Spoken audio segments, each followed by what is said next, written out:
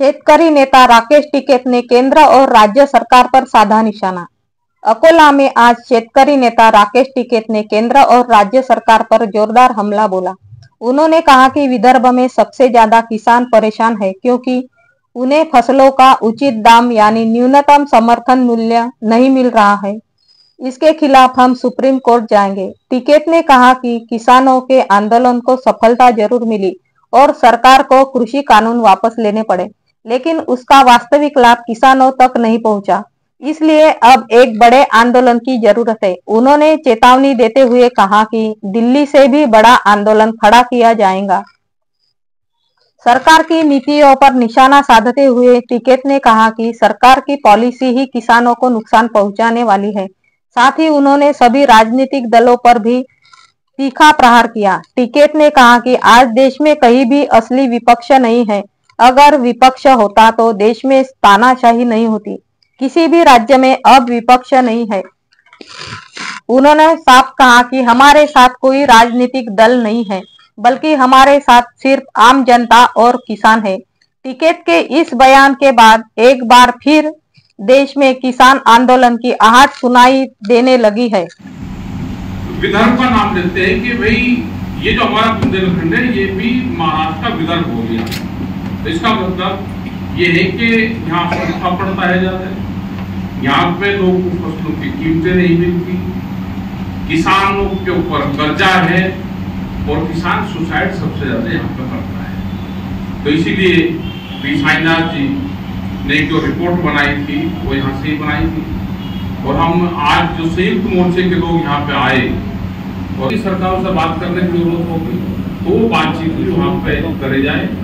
और अभी डॉक्टर साहब ने बताया कोर्ट में भी हम जाएंगे, सुप्रीम कोर्ट में भी, और सुप्रीम कोर्ट में जाएंगे जो हमारा फसलों की कीमतें कम दी है, जो एग्रीकल्चर यूनिवर्सिटी की जो रिपोर्टें हैं, जो उन्होंने अपना डाटा दिया है कि इतनी लागत आ रही है, इतनी कीमत किसान को मिलनी चाहिए एमएसपी। अभी तो जो सरकार अपनी तरफ से एमएसपी दे रही उसी कीमत नहीं दे रही, और जो उनका सरकारी डाटा है उसके हिसाब से देते हैं तो करीब 45 लाख करोड़ रुपए का नुकसान 2014 से और अब तक 15 साल में हो गया है। सरकार अगर हमको वही देते हैं तो किसान कोई घाटे में थोड़ा है। बार बार जो एक अभियान चलाते हैं कि किसान के दिमाग में भी ये कर दे कि खेती नुकसान देती है, खेती नुकसान नहीं देती, दिल्ली की कलम बेईमान है। ये पूरे दस्तावेज में हमको पता चलेगा, ये दस्तावेज है कि किसान का हल बेईमान नहीं है, दिल्ली की कलम बेईमान है। तो दिल्ली की भाई कलम बेईमान है तो लोग को हताश होने की जरूरत नहीं, उनकी लड़ाई को लड़ा जाएगा। जो हमने पिछले 13 महीने वहां आंदोलन किया वो जो कानून थे वही तो वापसी हुए। कानून वापसी से अगर कोरोना का लाभ तो कोरोना खत्म हो गया तो हॉस्पिटल बंद थोड़ा हुए। कानून वापसी से किसानों की समस्याओं का समाधान नहीं हुआ। नए नए तरीके के और कानून लेकर आ गए, एनजीटी के नाम से कानून लेकर आ रहे, फसलों के दाम नहीं देंगे, उसके एमएसपी पे खरीद नहीं करेंगे, ये हाल हो रहा है। अब अगर हम पूरे देश भर का डाटा उठावे, हम अगर बिहार से हम शुरू करें, अकेले बिहार को 1 लाख करोड़ रुपए से ज्यादा का हर साल का नुकसान है एमएसपी से नीचे पर खरीद होने में। और अगर C2+50 वाला जो फार्मूला जो 2014 में जब प्रधानमंत्री जी बने और घोषणा पत्र में इन्होंने कहा कि हम स्वामीनाथन कमेटी की रिपोर्ट को लागू करेंगे, C2+50 वाला फार्मूला हम लागू करेंगे, 2 चीज हम ये करेंगे। अगर उस पर करेंगे तो ये आंकड़ा और बढ़ेगा। अगर एक स्टेट 1 साल में 1 लाख का नुकसान देता है तो हमारे कितना नुकसान हो गया? करीब करीब सरकारी दस्तावेजों से हमको करीब 30 लाख करोड़ रुपए का पर ईयर का नुकसान है। आप हमारे को पूर्ति कर दो, हम टैक्सेस भी देंगे, जो चीज चाहिए आप बोले लो हमारे से, ना हमारे ऊपर कर्जा रहने का। मतलब पहले हमारे बैंकों में पैसे रहते थे, आज बैंक के कर्जदार हो गए हम। तो इसके लिए एक बड़े आंदोलन की देश में फिर जरूरत है। हमारे संयुक्त किसान मोर्चे के लोग सब उसके लिए तैयारी कर रहे हैं।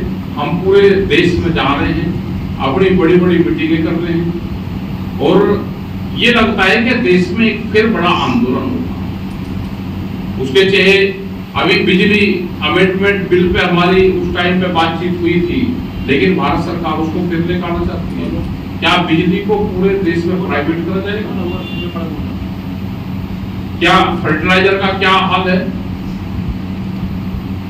उसका क्या हाल है? आज वो भी थोड़ा रहा फर्टिलाइजर।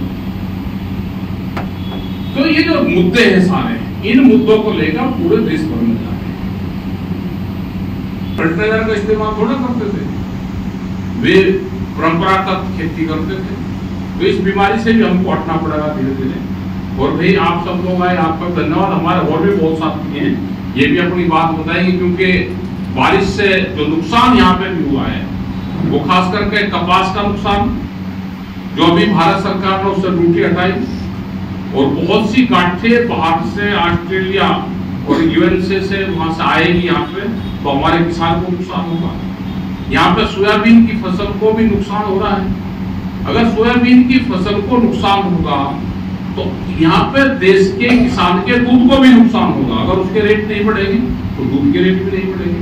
लेकिन सरकारों की पॉलिसी है कि देश में किसान को नुकसान हो, उनकी बड़ी पॉलिसी चल रही है कि देश में किसान खेती छोड़े और व्यापारी जो बड़े लोग हैं वो खेती को खरीद करें। तो हमको खेत बचाना है, और हमारा नारा भी है कि जो खेत में काम करेगा वही खेत की बात करेगा।